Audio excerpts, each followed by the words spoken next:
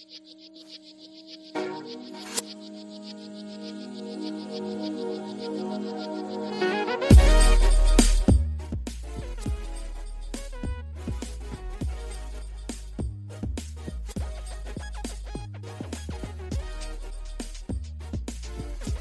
evening, everyone. You are tuned in to Rainier Avenue Radio.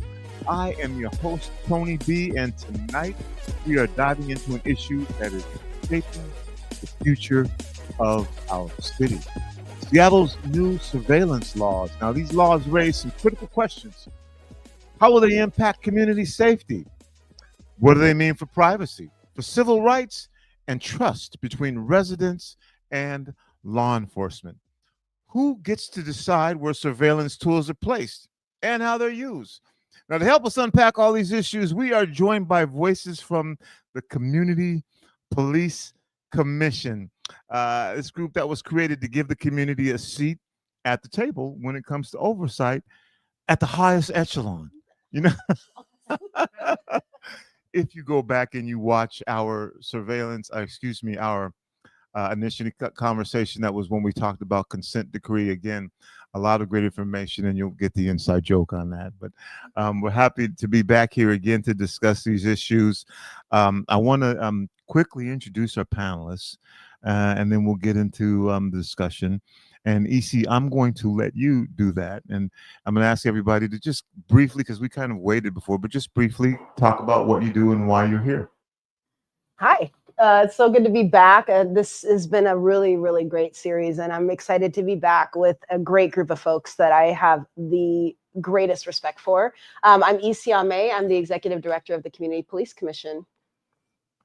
Hi, I am Taryn Darling, and I am the Policy Director for the Community Police Commission. And I'm just excited to be here to talk to community about the laws that have been passing that affect us all in the public safety world. It's great to be back in your house, Tony. My name is Ken Simby, and I'm a commissioner on the CPC, Community Police Commission. And I'm excited to talk about surveillance because it affects us all. Thank you. Yeah, thanks for being. Hi, everybody. Thanks for having me here. Yeah, that's right. I gotta get the mic up close. But thanks for having me here. I'm Joseph C. I serve as the executive director of the Oceania Northwest, but I've been doing community work in this area for like the last 20 years. So policing is huge, especially when it comes to working with populations that are most impacted, like folks that are unhoused, are racially minoritized communities, those that are disabled, those that use housing services. So yeah, these are really critical issues that impact us, and we're here to make sure that community voices are heard. All right, thank you, everyone. Now, this conversation isn't just about cameras and technology, and y'all can correct me if I'm wrong here. It's about power. It's about transparency and the kind of city that we want to live in. So we're going to talk to the folks who make sure that community perspectives are not only heard, but taken seriously.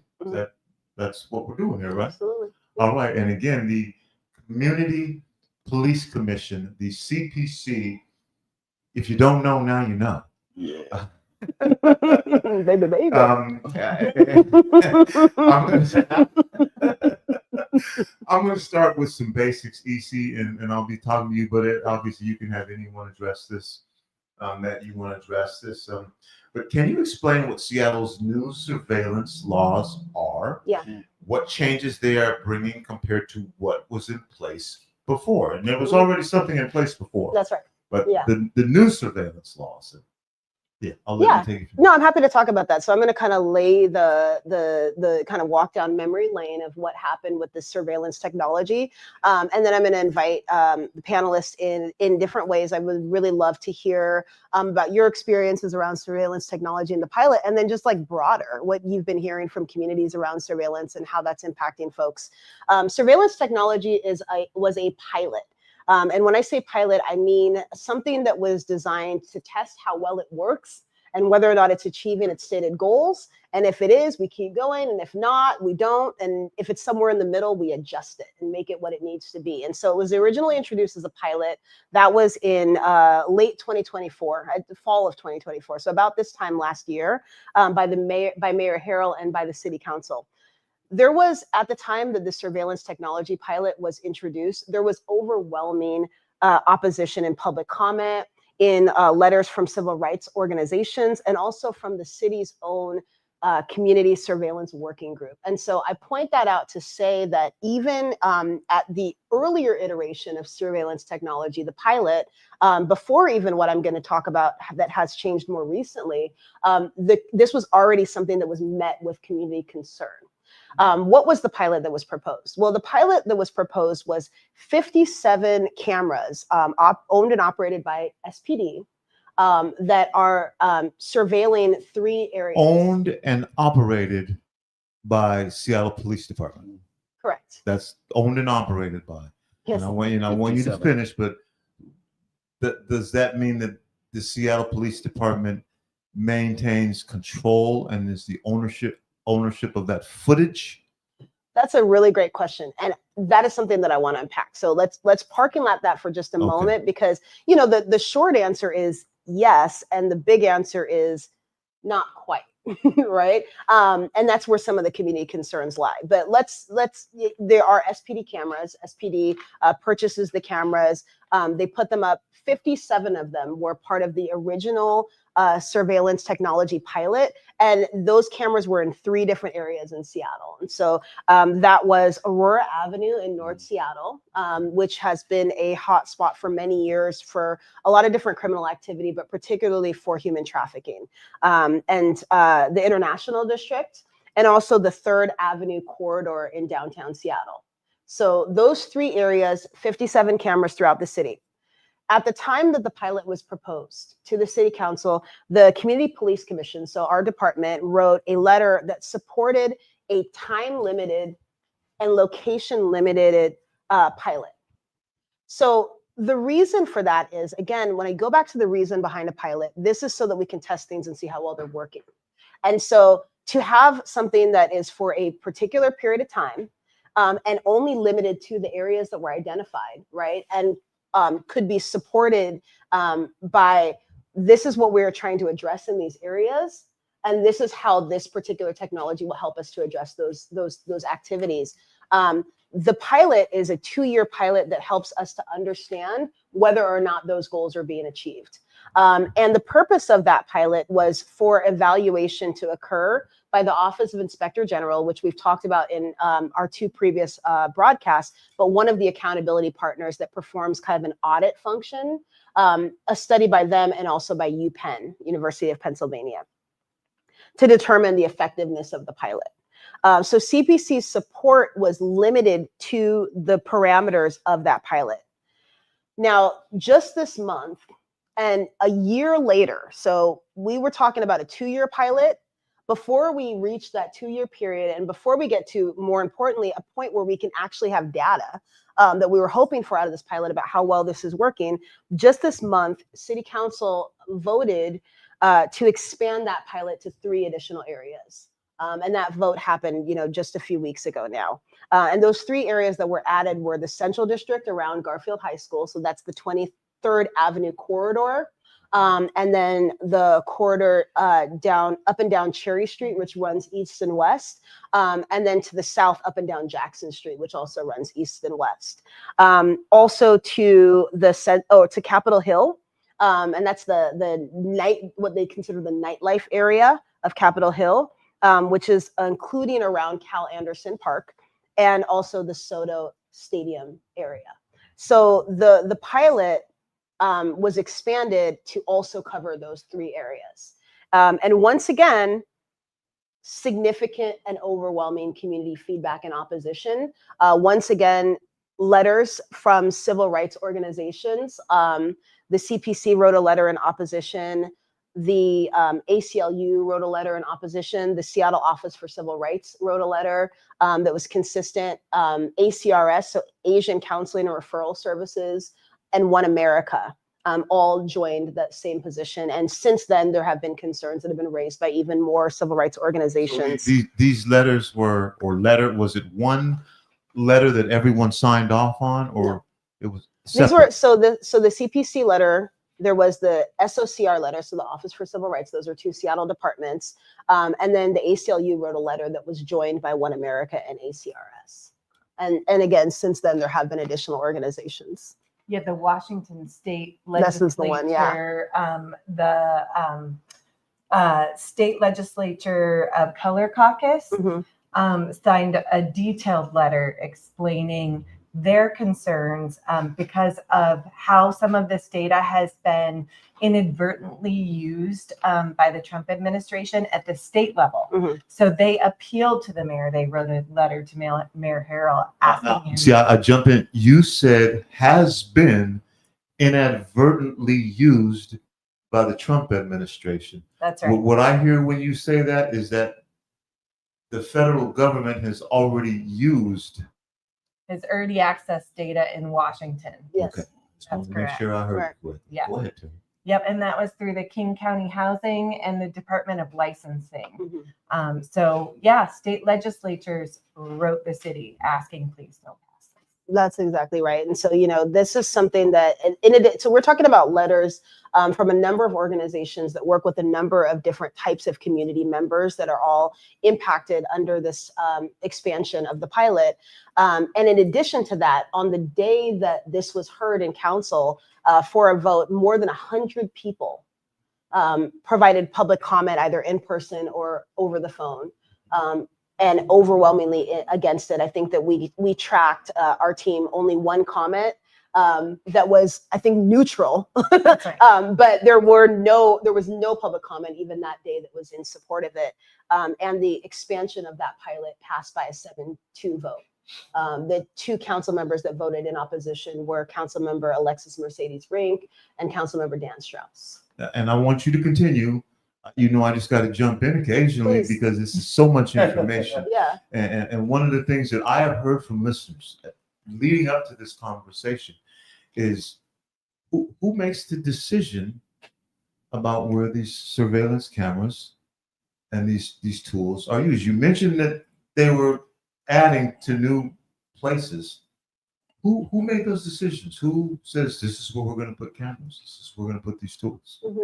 Well, I mean, the decision is made by SPD, and the request is often made by council members. And in this case, our understanding is that both were true. That SPD recommended certain high crime areas that they identified as places that cameras could go. But council members had a huge role in shaping those decisions. For instance, there were council members that said, constituents in my district are asking for these cameras. Like that was the case with Councilmember Joy Hollingsworth, which was the council member for District 3, which includes both the Central District and also Capitol Hill, said that we had several constituents that have been coming and asking us for this. And so this is my reason for it. And then she later offered an amendment that, did some limitation of the area in which the cameras in the Central District would be located. So there were some tweaks that happened later, but it's a combination of SPD's recommendations and also the council members' direct requests. So, what I'll say before kind of turning it over to the panelists, because you got more interesting people to hear from than me. I just want to lay the foundation. I just want to lay the foundation for the conversation that we're going to have. I've given you kind of the history of this is what existed before, this is what happened now. And I'll just say that the CPC's concerns are a lot of in what I've already shared with you. So one is, why expand a pilot before we have data about whether or not it's effective and whether or not it's working in the way that we want to meet its goals? That was one of the concerns. Another one is the privacy and civil liberties rights of community members. So we have concerns about the already over policing of Black and brown communities and spaces, and then what that means now when we add surveillance technology into the mix. Is that something that presents the risk of increased policing of those areas, over policing of those areas in ways that are harmful to those residents is another concern. In Capitol Hill, which is Seattle's, historically queer neighborhood, what does that mean for folks that are seeking gender affirming care, folks that are trans, folks that are activists in the area? We've seen demonstrations at Cal Anderson Park in the last few months, particularly the May 24th protests, in which there were 23 arrests. The number is somewhere in the low, but 23 arrests of 2S LGBTQIA plus community members in a neighborhood that, for many is a safe space. What does it mean to introduce surveillance technology into those spaces? And then, of course, we have the consistent conversation around immigration and concerns about how surveillance technology and other policing activities and practices can have an impact on, immigration or supporting the really aggressive and hostile immigration raids that have been conducted by the federal government. And SPD, I've been clear about this in some of our earlier broadcasts, SPD has long stated their position that they do not assist the federal government in its immigration activities. There are laws in Washington that support that, like Keep Washington Working. And that said, we are in a national climate right now that has expressed its hostility to every vulnerable group that I just mentioned. And for that reason, it does not engender trust to, in that climate, tell community members, despite all of your concerns, we're going to put a bunch more cameras in your neighborhood. And so, I'm going to stop you just for a second. Yeah. Because I have a question for Tim. Please. You said that the federal government has already had access to this footage. Not to this footage in particular yet, Tony. They have had access to the King County Housing Authority's data and to the Department of Licensing data. So some of the same types of data. So this surveillance technology that SPD has access to and has expanded is ALPR data, which is automated license plate readers, which every police car in Seattle is enabled to stream license plate video recording all over the city of Seattle, and CCTV footage. So I believe the Department of Licensing had released, EC might know this as well, I believe it was ALPR data. And I think that was also the same for King County Housing, because neither of those two departments have CCTV footage yet, to my knowledge. Mm-hmm. But the concern is the combination of both of those, like live stream video, which the CCTV camera is live stream video footage 24/7. Mm-hmm. So if a hostile administration, for instance, were able to get access to that live stream video camera footage, plus the ALPR data, they can track, say, an undocumented individual and get their exact location. No, see, that was my question, because I just heard you say, EC, that that's not supposed to be. Am I correct? What this footage is used for? So I am not a spokesperson of the Seattle Police Department, and I am not. Okay. We are not a part of them. So when I say say that, I'm saying that as that is a statement by SPD. They have been very clear about it. There are laws that say that. So I'm stating that because I'm putting SPD's position forward in this matter. However, this does not change the risk that CPC has expressed as a concern, and the community's members have expressed as a concern about what could happen in the event that, for instance, we saw in DC, we saw in LA, the National Guard brought into local jurisdictions and a takeover by the federal government of the local police department. Mm-hmm. In a scenario like that, if we have additional technology, if we have additional surveillance technology, that then becomes available to federal actors. And so while we may have policies and while we may have a value in Seattle that is not what we want to do, the concern is that this type of decision exposes us to additional risk in this particular national climate. And I think the place that we disagree with Seattle Police Department is about the likelihood of whether or not that might happen. And I think that's where we disagree with many of the council members that supported this, about the likelihood of that happening. I think it's really important to mention that there were two pieces of legislation, both in fall of 2024 and also this month, that passed. CCTV is one of them. So we've talked about the surveillance technology. That's the cameras. What was that? There's a lot of acronyms that are flying by me. CCTV, Okay. closed circuit television. Okay. Yeah. Okay. Circuit. And then the other one is RTCC, which is the Real Time Crime Center.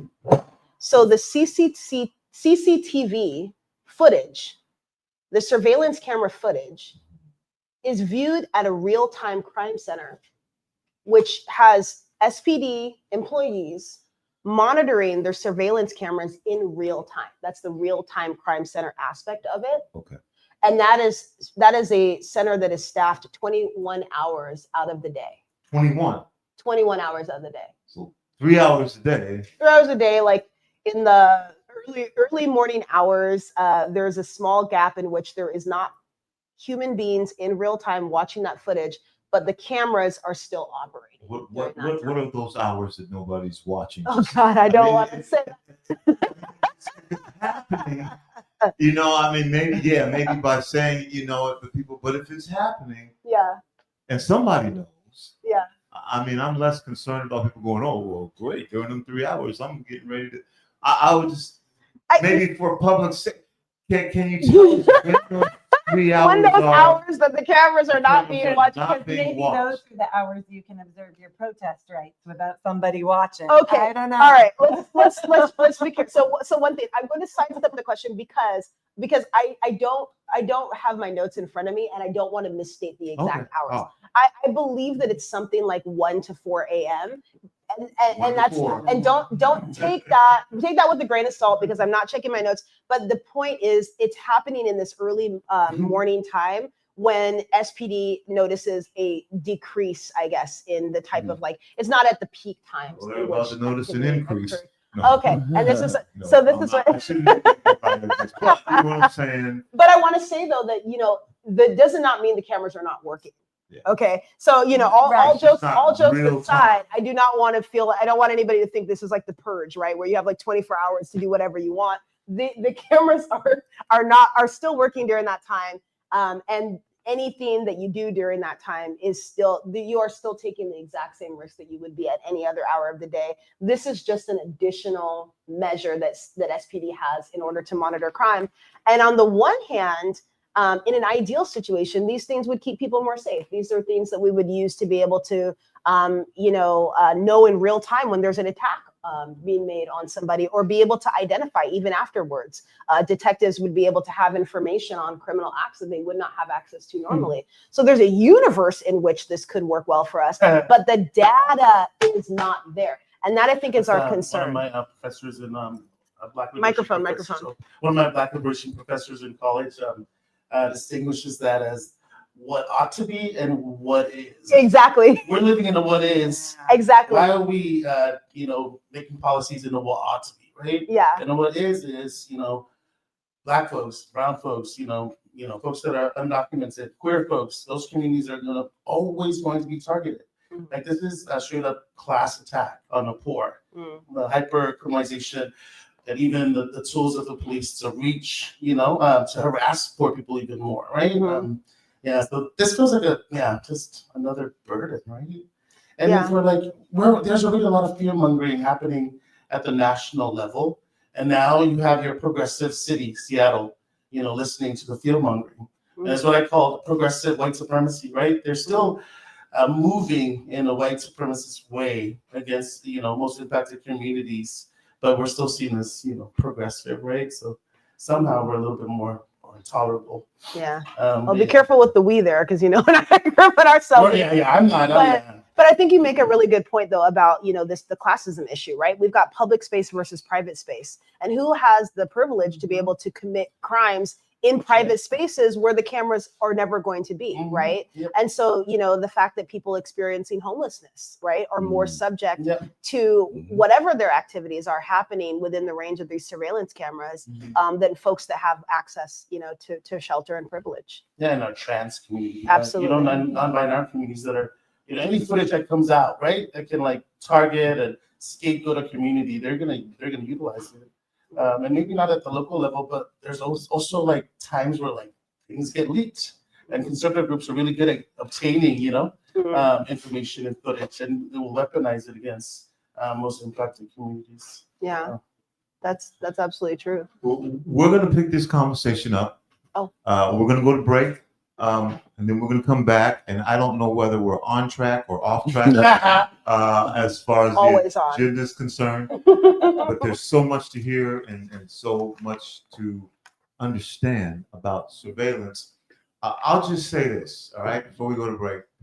If you're not watching between 1 and 4 in the morning for public safety, that's when I want you to watch. Don't watch it. If you have to spend 3 hours not watching, do it from 1 p.m. to 4 p.m. when I'm awake. I want you to watch when I'm sleeping. Oh, this is my personal statement. We're going to go to break, and we'll be back with our guests, and we'll talk more about surveillance. And yeah, I know it's a lot to unpack. We'll try and do as much as we can in the next section.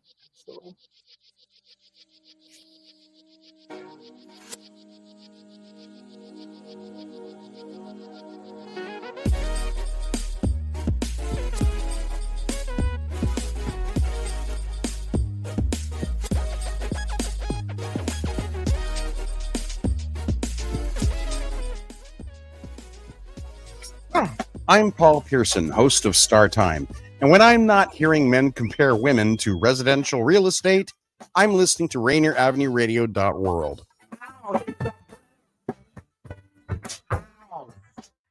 A new law is helping people save more money on prescription drug costs. You may also be able to save with Medicare's Extra Help program. Your premium cost can be zero and your out-of-pocket expenses are low. Who should apply? Single individuals earning less than $23,000 a year, or married couples earning less than $31,000 a year. Even if you don't think you qualify, you should still check out this program. Visit ssa.gov/extra help. Medicare costs are covered by the U.S. Department of Health and Human Services.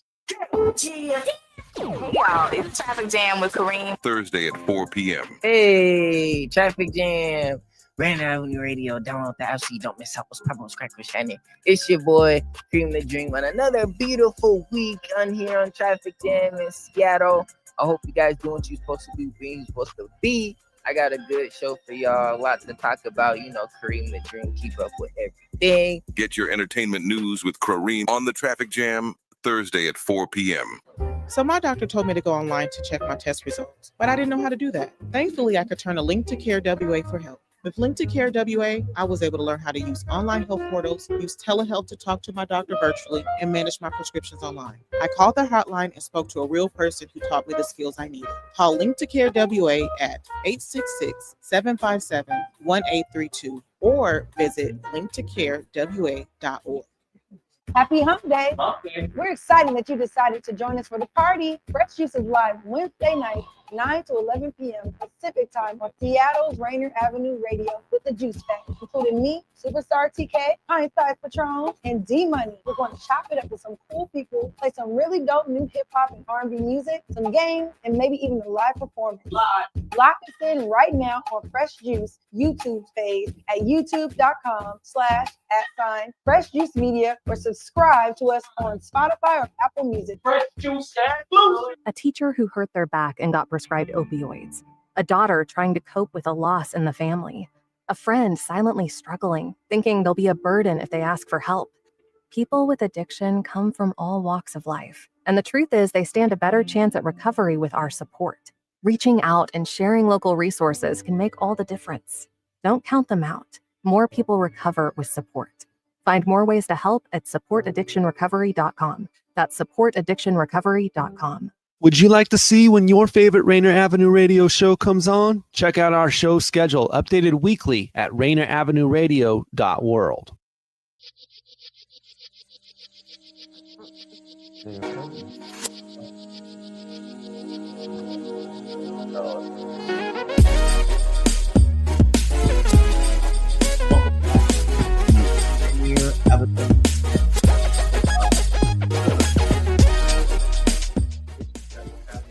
In partnership with the Community Police Commission.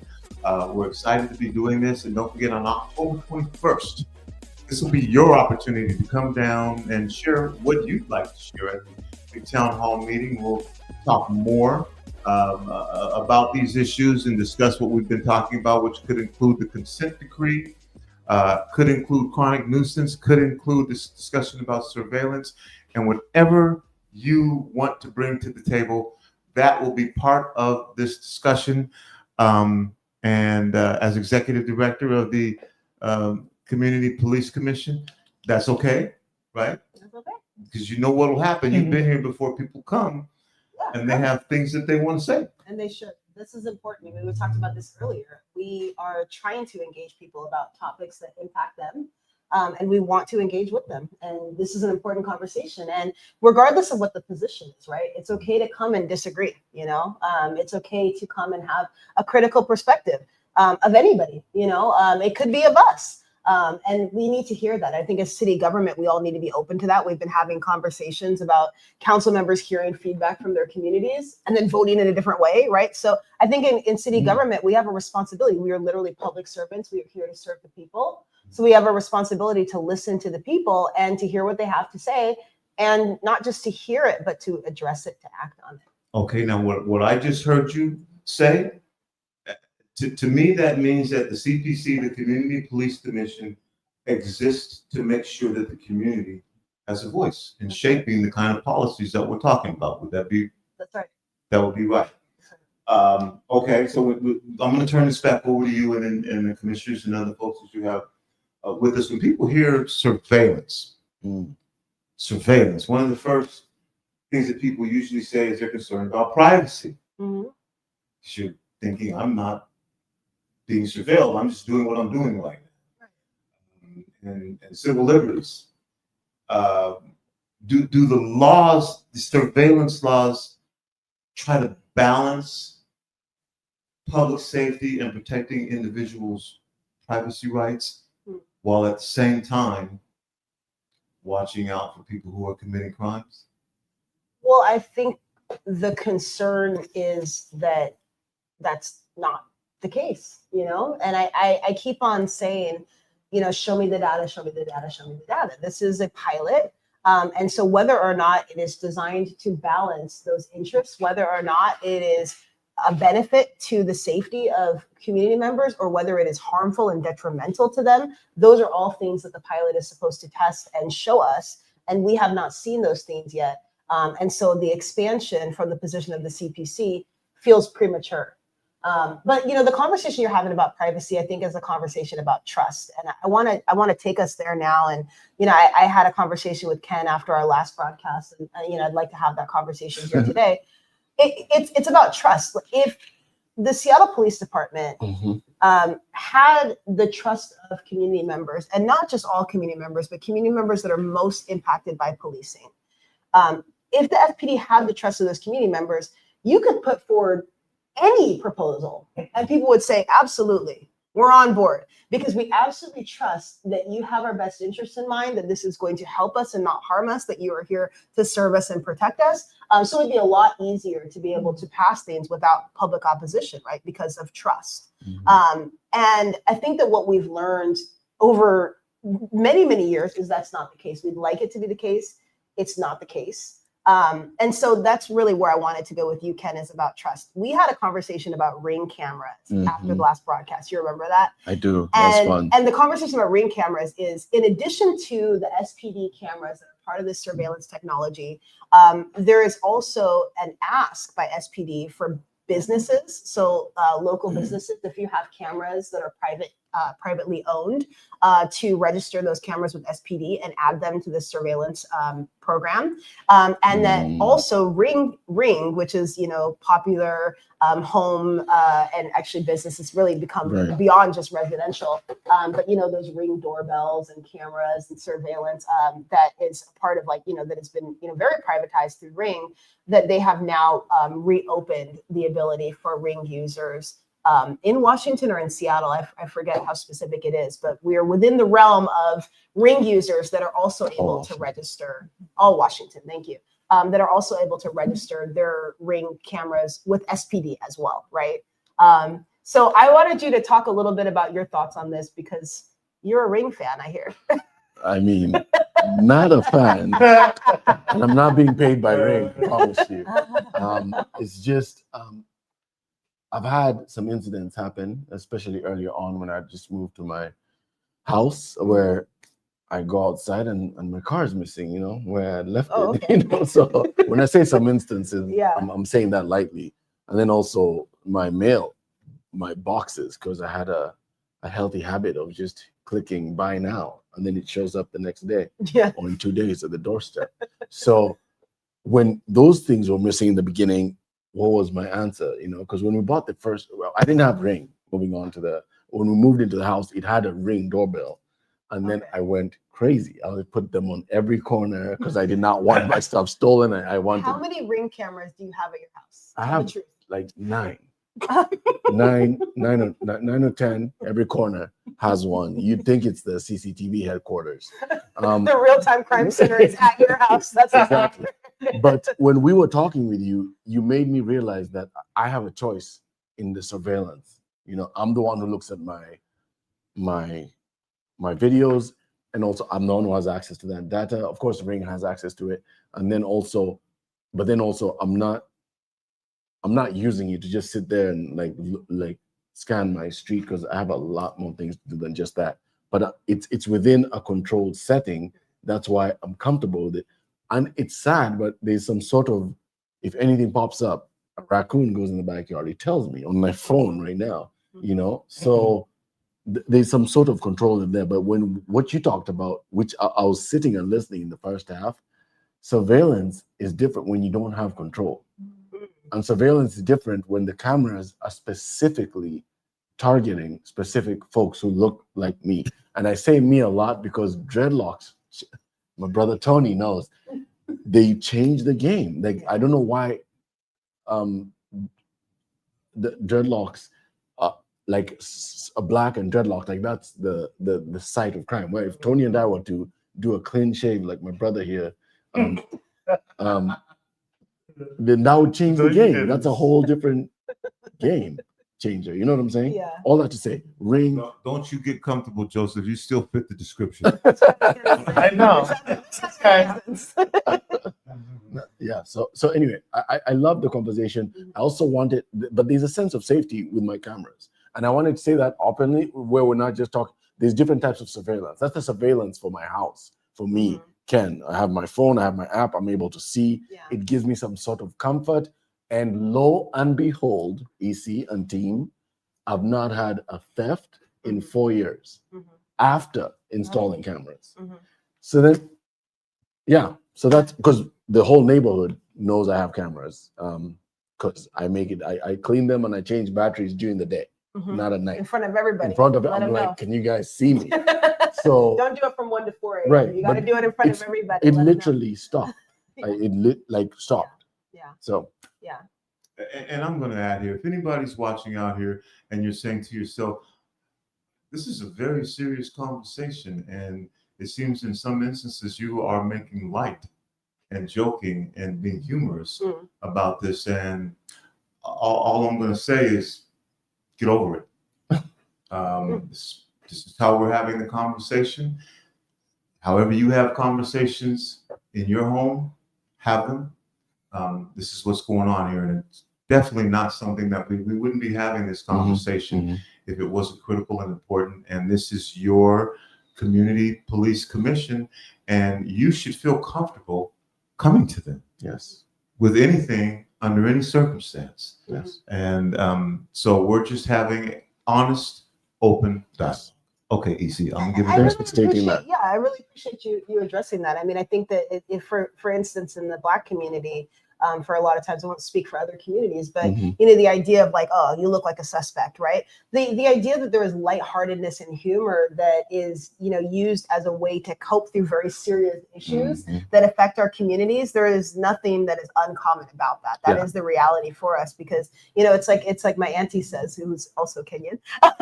Laugh to keep from crying. You know what I mean? There are a lot of things that you know, affect our daily health and safety as Black and brown people, and being able to approach them in a serious way, but also being able to find the lightness in it. and be able to talk about these things in a way that, you know, helps to uplift our own mental health. Because it is really, when you sit in the reality of what is happening in policing here across the nation, the national climate, the way that politics run, it's really easy to be depressed. And this whole conversation can have a totally different tone. But like you said, this is how we choose to have it. And I think that it's something that is relatable to many communities. Go ahead. I'm gonna let you. Oh, back to surveillance. Well, let's keep talking about that. I mean, we were talking about trust, and I think that that's the difference maker in, you know, your scenario. There's a trust of the people, of the person on the viewing side of those cameras. You're using them for a purpose, and you know you're using it for that purpose. Right. Like, you have trust in that, and you know they're serving a benefit to you. Now, I didn't hear you say the difference maker having those cameras is I'm able to turn over footage to SPD, and then they then were able to come and address, you know, criminal activity or thefts or whatever was happening on my property. But that the awareness that people had about the fact that you had cameras there is really what was deterring that, right? You're up there, you're cleaning your cameras, you're changing the batteries, people see them. So one of the things that I thought was kind of an interesting question that came up somewhere in the course of us working on this was, well, why doesn't SPD just put up a bunch of cameras that don't link to anything? They're just there. And we put a bunch of signs up, you're under surveillance, right? But they're not linked to anything, right? So just the idea that the presence of the cameras by themselves People don't trust that. would be enough, right? And that's my question to you is, like, do you think that would be effective? I'm just kind of thinking I'm curious. hypothetical. I do know, because it's, you know, there's also a reason why selling fake cameras at Home Depot is a huge market with the dot. Yeah, because for folks who do not want to pay for the monthly subscription, the little light, that's super effective. I'm not, as someone who's coming to do some crazy activity in someone's, I'm not going to question, is that a real? It's, you just know it's a surveillance, and it was going to change your behavior. So if they put those up, I don't think that's going to make a difference in that. What are some other thoughts? I don't know. Joseph, what do you think? I mean, do cameras have any potential to make people safer? Or is it just the idea that cops are around and watching that you think is really the effect here? Right. Yeah, I mean, bring that mic up like you. How do I say this without sounding like a full-on abolitionist? Yeah, I mean, anything that you know, this is like, what, 5 years after George Floyd? And then there was a whole movement around defunding police budget. And then now we're allotting millions of dollars to cameras, you know, in the most critical time where communities are not even able to pay rent, to pay for food, basic needs, and we're buying cameras. You know, to me, this feels very tone deaf with the city council to make a move like this. And also to empower like our local policing in a time where like we have a president that's using martial law to terrorize communities. You know, I would have thought that the Seattle City Council, and also as a progressive city, that we would make different stands, right? Show our values that are based humanistic, sort of collaborative, community rooted, you know, policies, right? That builds like social and cultural capital with people. So, you know, people can feel comfortable with poor people around. I feel like a lot of the reason why these cameras are instated is because there's a lot of rich people that don't like poor people around them. And they would like to sanitize the neighborhoods, you know, these historically marginalized Black, brown communities, you know, they've already gentrified it. And this is an additional assault, right, on a few that is left within the city of Seattle. I think the city of Seattle is one of the very few U.S. cities that just stays white. Other U.S. big cities are turning Black and brown, but this city maintains, you know, its commitment to what it was originally founded, you know, many years ago, which is to build white utopia. Seattle, Tacoma, Portland, these were cities that were instated to build like utopia. And so I feel like a lot of these policies are still linked back to that origin, that DNA that this city has, and many cities here in the Pacific Northwest that doesn't really care about lifting up Indigenous, Black, you know, communities that are most impacted. But it's funny because we also color that as who we are, you know, to the rest of the U.S. But if folks came over here, they think we have it good as queer people of color, as two-spirit people here, but our experiences say otherwise. We don't have it good in a progressive city, in a progressive state, It actually feels just as hostile or maybe even more hostile because the issues here are, it's bad when it happens, in the country, right? But when it happens in the city, sometimes I think it's not as highlighted. Right? Yeah, like there's more Joseph, credit. you're bringing up some things, a lot, and it's difficult to have these types of conversations, whether you like it or not, without talking about race and the impact that race has. And I'm not saying that you shouldn't be talking about it, but for folks who might be worried about misuse of this system for the things that you're talking about, racial profiling, over policing, data being collected, are there any protections that are built into these new laws to prevent what you're bringing up and what's been discussed here as well? Are there any protections in these new laws? Looking at my policy director, let me bring you back in. I mean, my opinion is no.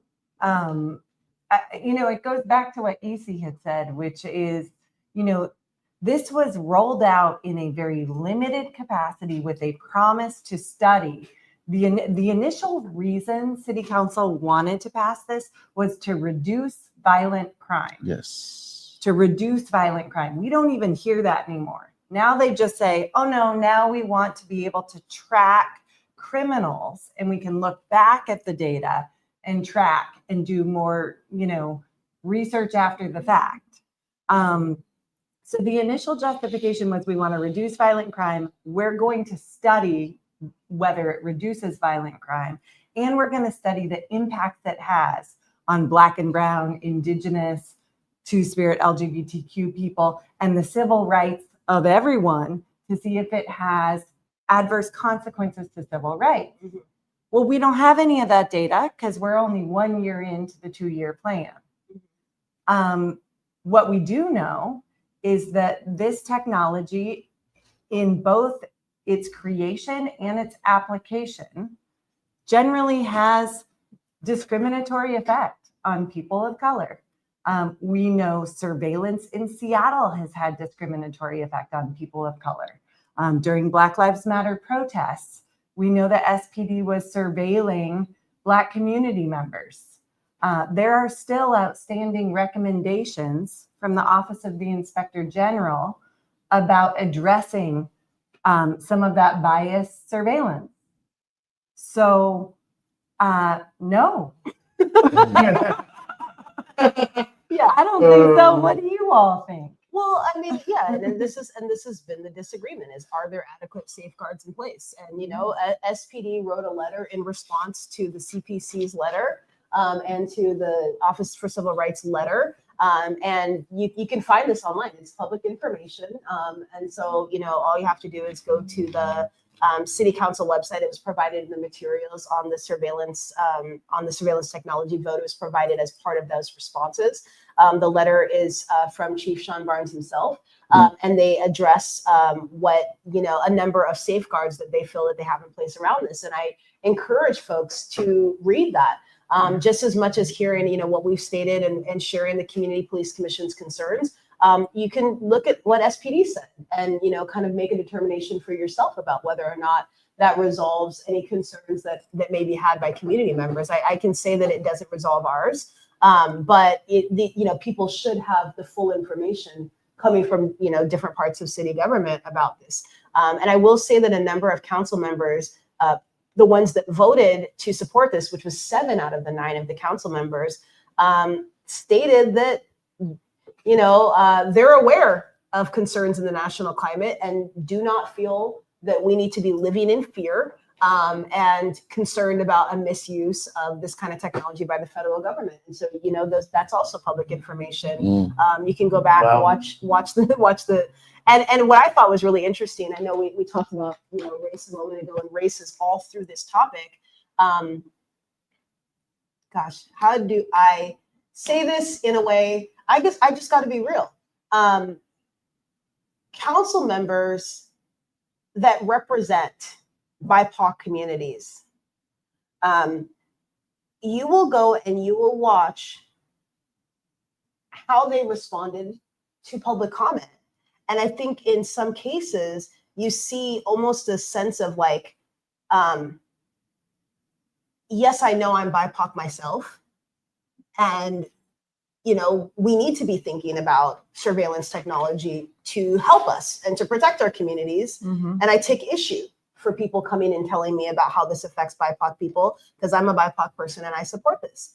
And I think that that's a difficult conversation to have. I know it's difficult for me, as a Black woman. I think about the fact that there are council members that look like me on that dais, and I think that that's another conversation that needs to and should be had. Is that we have community members that look like us. We have Black and Brown community members that are supportive of this surveillance technology. And so when, with our role of uplifting community voices, that's understanding that the community is not a monolith. And that doesn't, diminish anything that we've said about impacted communities, but it does also recognize that there are some that are supportive of this. And I think that really unpacking that and understanding why that is, and what their expectations of what this technology is going to do is a really important piece to understand too. So I just want to mention that. Once again, EC, we're almost out of time. No, man. The time goes by so fast. You're listening to Rainier Avenue Radio. It's me, your host, Tony B. I am talking with folks who are here from the Community Police Commission, the entity that represents you. If you have complaints about the police, if you are concerned about police accountability, this is the entity that you want to contact, and you want folks contacting you, correct? You want to hear what people have to say. I hate to do this every time, but I'm going to give folks about 30 seconds for final words, just because I want to make sure that everyone gets an opportunity to have this panel to have their voice heard. Just let me start with you. Give you about 30 seconds. Anything that you'd like to say to the community right now in regards to this issue of police accountability, or more specifically surveillance? Yeah, I think, we see that a lot of our most impacted communities have power, can build power, and can enact policies and laws that reflect our commitment to equity and justice, humanistic sort of laws. And so, that power is still there, and we can continue to practice to build it together across, racial communities, across class communities. But the power is with us. Yeah, no doubt about it. Thank you. Joe, if you just had an opinion, you'd be No I'm messing. Thank you for being here. Appreciate your commentary. Ken. Yeah. Easy Commissioner. touch. Yes. Commissioner Nsimbi. Easy touched on a few things about how some folks differ, and honestly, even just on this panel, I explained my surveillance at home, and I could see some security aspects for the young lady in Aurora, for the hit and run, for these aspects that I would personally would like. But then when it comes to the greater good, I stand with my team here on who's this benefiting and what is it for. So. Thank you, Ken. Awesome. Ms. Darling. Yeah. Senior policy advisor. Policy director. Policy director. Yep. Community Police Commission. Exactly. That's put me. that in there. We talked about this when we talked the last time. These laws move so quickly, and when things move quickly without enough community engagement and without uplifting the perspectives of the most impacted people, they generally harm those who are most impacted, which is Black and Brown to us LGBTQ people. And we need to slow this stuff down and think about the consequences. And that is what we are here to do, and we're going to continue to do it. Thank you. And EC, Executive Director for the Community Police Commission. Yeah. We got one more coming up on October 21st, but in this regard. what would you like to share? What's your final thought? Police accountability, more specifically, surveillance.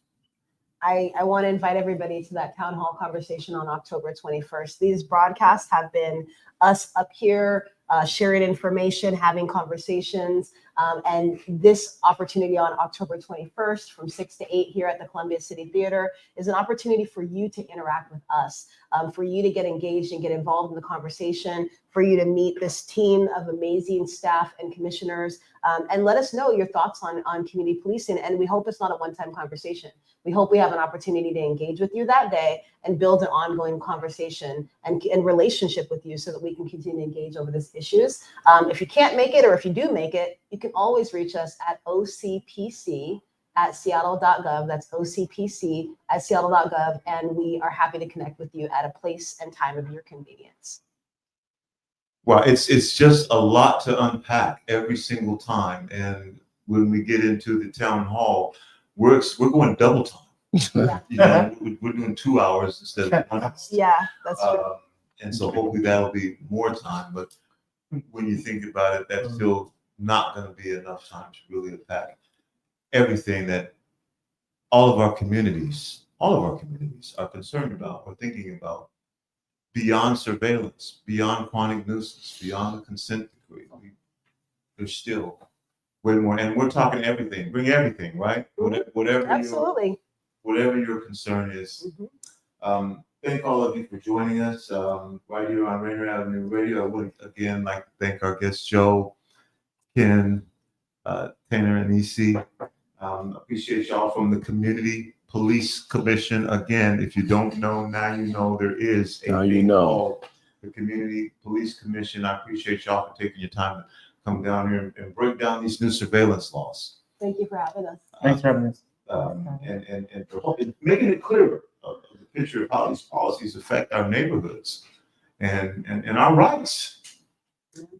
This conversation reminds us that surveillance isn't just about technology. It's about trust. Yeah. That's right. Trust is what I'm hearing. These are issues that deserve all of our attention. And so it's up to us as a community to stay informed, speak up, and make sure your voices are heard as part of this process. So if you'd like to learn more, get involved, reach out to the Community Police Commission.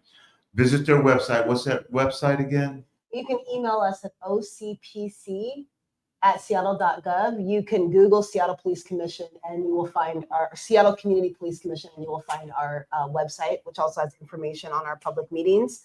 First Wednesdays of every month, 9 to 11 in City Hall. And you can find all the recordings of past meetings or join them virtually. We live stream them online too. So that's a little additional plug you didn't ask for. Okay. But we do have a full website with a ton of information about how you can get involved. There you go. What she said. and of course. And we're on Facebook and Instagram and X as well. Keep tuning in to Rainier Avenue Radio, and we will continue to bring you community-centered conversations on the issues that matter to you most. Thank you for listening.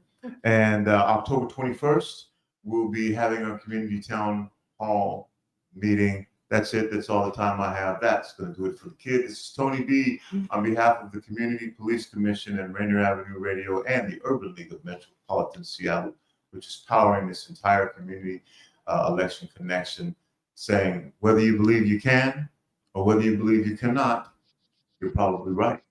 I'm out. Peace.